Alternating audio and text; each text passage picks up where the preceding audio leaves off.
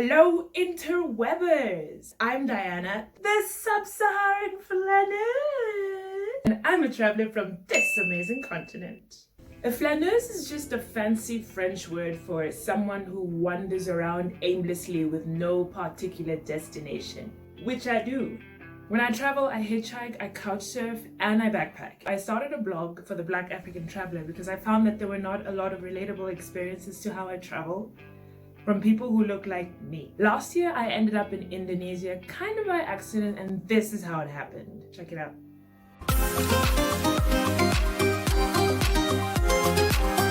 Okay, so when I say by accident, I mean I never planned to go to Indonesia last year. I was flying into Cambodia, getting ready to meet a friend, and then travel to Laos after a bit of traveling in Cambodia. But instead, I ran into an official at the Cambodian airport who wasn't ready for me. Good morning.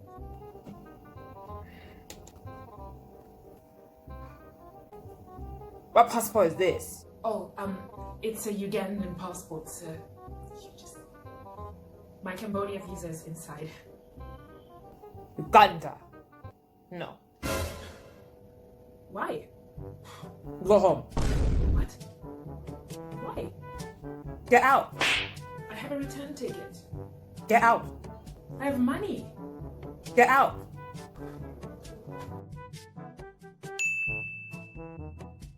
One minute. Good morning, sir.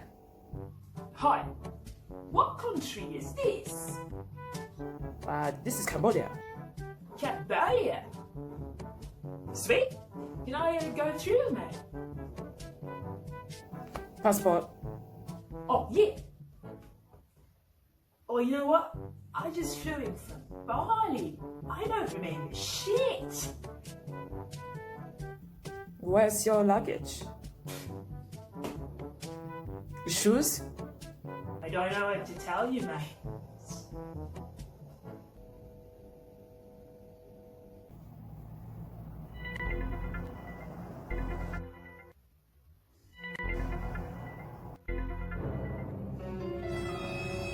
Okay, welcome to Cambodia.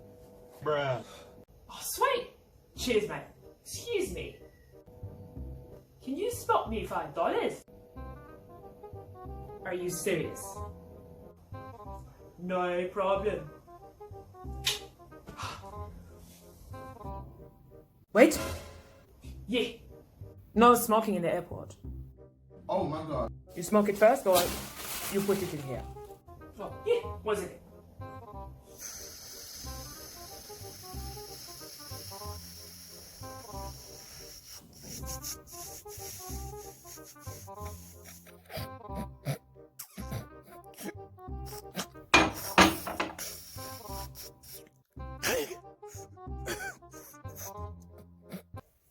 Anyway, this isn't the first time I've been unfairly profiled in Southeast Asian airports. Now, with a bit of experience, I know that I always need to have a good amount of foreign currency on me, preferably US dollars or euros or pounds, and I need to be ready to go to an ATM to show the border officials exactly what I have in my bank balance. And more often than not, this isn't happening to any white Western travelers. Just saying. I took this totally unplanned flight to Indonesia, and 2 days later I was hitchhiking across Java. Here's how I did it, with whom I did it, where I slept, and why I needed a hijab. Okay, so before we start, if you want to know how this all really happened with all the juicy details, go check out my blog, thesubsaharanflaneuse.com, in the link below. So when I got to Jakarta, I was really depressed, and I just kind of wanted to hang out in the hostel and feel sorry for myself, but 2 days later, I was hitchhiking with a French intern, a Congolese Belgian backpacker, and a Libyan world trekker. Insane. These guys were totally put in my path because if it weren't for them, I was gonna give up hitchhiking for a while. We were all perfect strangers to one another, but somehow our energies just worked. So as someone who's hitchhiked solo, I can definitely say that there are perks to hitchhiking in a group, especially with experienced hitchhikers. Each one of these people had hitchhiked before, and so we kept one another's morale going. When one was low, the other one picked the other up, and that was really awesome. So where did we sleep? This is where I get my biggest thrills from hitchhiking. You just never know where you're gonna sleep. Hitchhiking is to rely entirely on the benevolence of strangers, which we're used to, but what we didn't realize is that the waits were going to be extra long because the people here are not super used to diversity, especially someone who looks like me.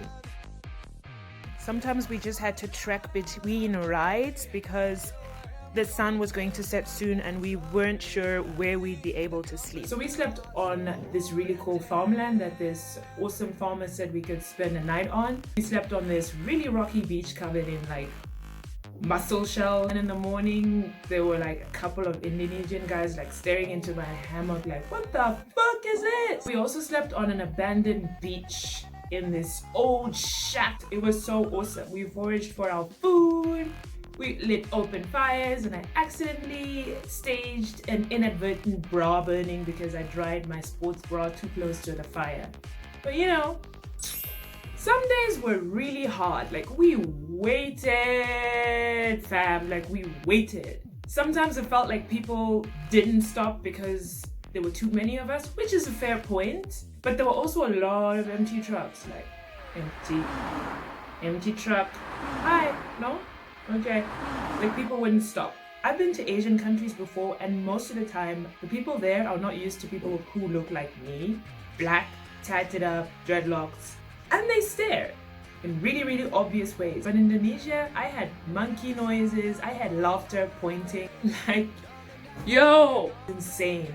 It would get so inconvenient that sometimes we couldn't get a ride or we just couldn't stand on the street without so it was really crazy. Impressions of Indonesia? Racist as... By day 3, I was desperate to get a hijab because of all the attention that we were getting. It was kind of soul destroying at some point that I couldn't experience the country and that I had to just witness it experiencing me. It was really emotionally taxing when I couldn't go 2 meters without getting like a scream or a point or a laugh or a yell. There were points where I cried. There were points where I argued with my travel buddies because it was difficult for me to explain to them why I just wanted to hide. One of the biggest takeaways is that there is love everywhere. There was kindness everywhere. We got picked up by an Indonesian soldier. He was amazing. We got picked up by a really cool dude who could speak really good English. And sometimes there was the odd free motorbike ride and the odd truck. Twice the drivers asked me to video call with their wives or their friends just to show them like, yo, with a black chick. It was amusing. I tried, whenever I was greeted with kindness, I returned it like tenfold. I was happy to take selfies when people asked me before taking my photo. The hijab actually really helped. People wouldn't really know that I was black until I got up close and they could see my hands or my face. And literally try to hide my hands under my hijab so that people wouldn't catch a glimpse of my skin. Like it was that hectic. It was literally the effect of once they saw me, they would like, wow! Bananas, please. 100 rupiah.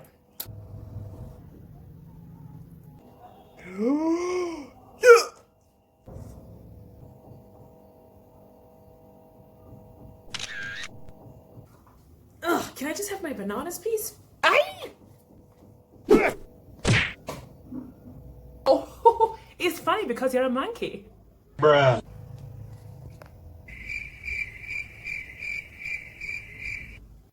I don't know if I'd go back to Indonesia, but here's some notable moments from that trip.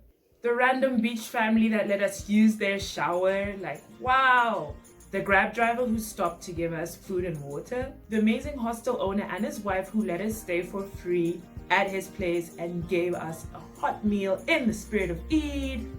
We tried to give him money in the morning to pay for our stay, but he wouldn't accept it. And without a doubt, the phenomenal family who provided me with my hijab. We got picked up by a truck driver and he took us into like the rural mountains and stopped in front of this house where 3 generations of families were living. And one of the women there actually was a tailor and she gave me a hijab. We were traveling during Eid, once again, the most generous time in the Muslim year. And so we were gifted with love, a place to take a nap, and lots of this generous energy going around.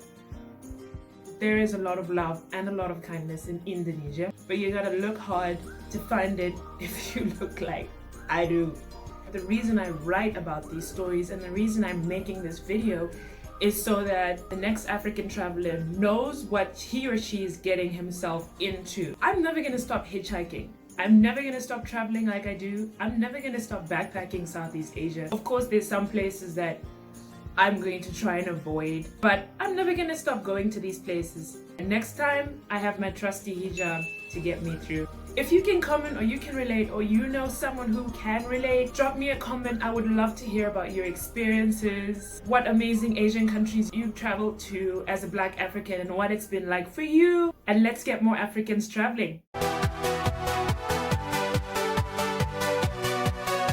This video is dedicated to all the Black African travelers who've gone where no Black African traveler has gone before. I double salute you.